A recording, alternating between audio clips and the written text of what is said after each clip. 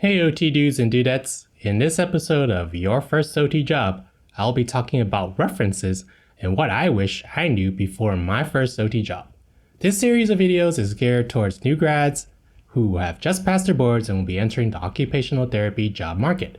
Even if you are job hunting for your second or third OT job, these videos may be still helpful for you. My name is Jeff and I am an occupational therapist who works in acute rehab and acute care. I make OT videos and have a website, OTDUDE.com, with free resources for students and new grads to reference. Get it? Let's get functional. References is a thing that many new grads overlook when applying for a job. Sometimes even I forget about it when I'm job searching until I reach the job application and go, oh shoot, who am I going to ask or need to remind so-and-so again? But this won't happen to you because you watched this video. So thumbs up and subscribe to this channel to support my content. Who do you ask for references?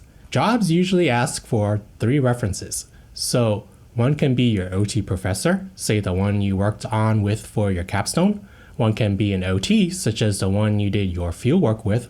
And the third can be another professor or another OT that you know. It can also be from a recent job with related healthcare experience. You want your reference to be able to speak to your abilities of working with people, handling stressful situations, time management, that kind of thing. Before I go into how to ask, here's something interesting I just found out, and that is what goes on behind the scenes. Basically, when you put someone down as a reference, you give the employer the name, phone number, and an email.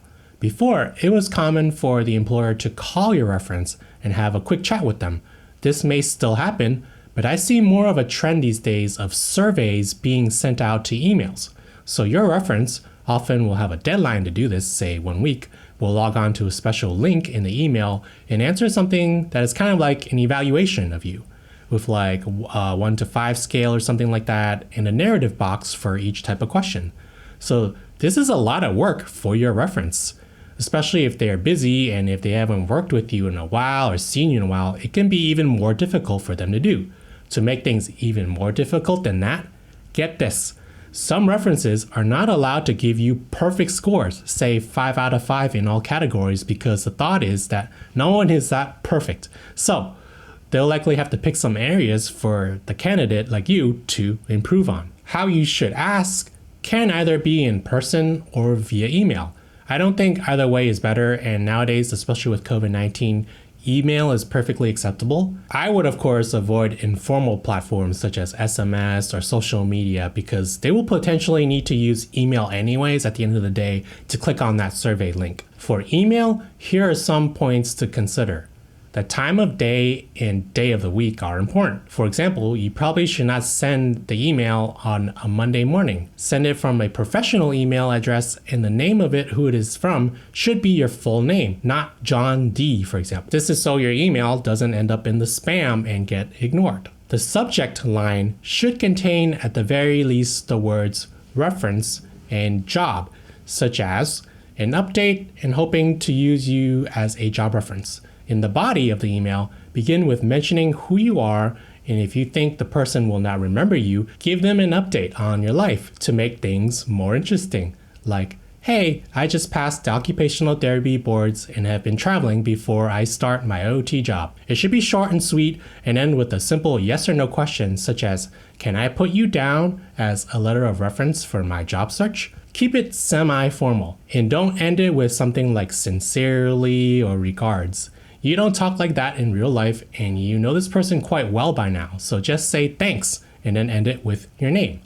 Also, this is very important. Include your phone number at the bottom in case they need to reach you, such as when they are filling out the reference for feedback and they need something or have a question and they need extra information from you. After the reference agrees and says yes, make their job easier.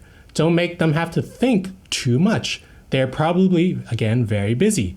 Who wants to spend an afternoon answering a reference survey, right? So reply to the reference saying thank you and then include things to make their life easier.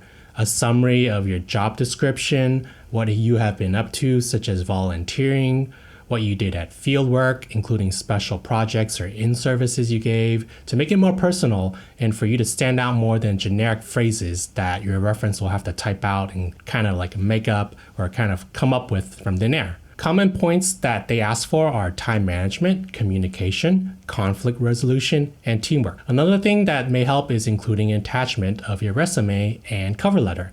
It's already done anyways, so why not just attach it to the email as a follow-up? I wouldn't include this in the first email when you ask your reference, as it may overwhelm them and give them too much information overload. But once they agree and say yes, you can follow up with this kind of information and all these attachments, so it's waiting in their inbox as they answer the survey. Should you use your friend or family member as a reference? I would avoid it if possible because it doesn't show a professional relationship. Sometimes in the reference instructions, they mention if you can use them or not, so read into that. After completing OT school, you should have a big network of OT references that you can use. You could technically use your classmates if you worked with them, say on a capstone project, but they wouldn't have as much OT credibility than, say, an experienced OT who's been working or supervised you. I don't know, it's just my opinion. I've seen new grads do this and it's better than having one less reference, so something to think about. Here's a pro tip. Ask your potential references early before you even look for a job. So at the end of your fieldwork evaluation with your clinical instructor, like on that same day, ask him right there, hey, after I pass the OT boards, do you mind if I put you down as a reference? For your instructor, it will probably be easier to email them. Teachers love to get updates from their students. We talked about updates earlier, and it's a good time to send them an update after you pass your boards anyways. So you can ask them then. If you anticipate that your potential employer will be sending a survey to your references, give your references a heads up, as some may be unfamiliar with this process as it can be quite new or might not even check that email very often. Tell them, hey, I'm interviewing for this position, and you may get an email with a link to answer a survey for being a reference, and you may have a deadline to submit it back, just so they know. This would probably be the same email I include in the email that I have the attachments, such as the resume, cover letter, and other things that may help. And just end it with thanks, something like that. If your potential employer says that a reference hasn't completed the reference for you yet, don't freak out. References can be very busy, and maybe the email just got flagged as spam or something. Just contact them and ask them, hey, did you get a link to fill out for the job reference? It's that simple. So don't let references stress you out. It's all about preparation, timing, and making your references' life easier by not having to have them think and remember as hard as much as they need to.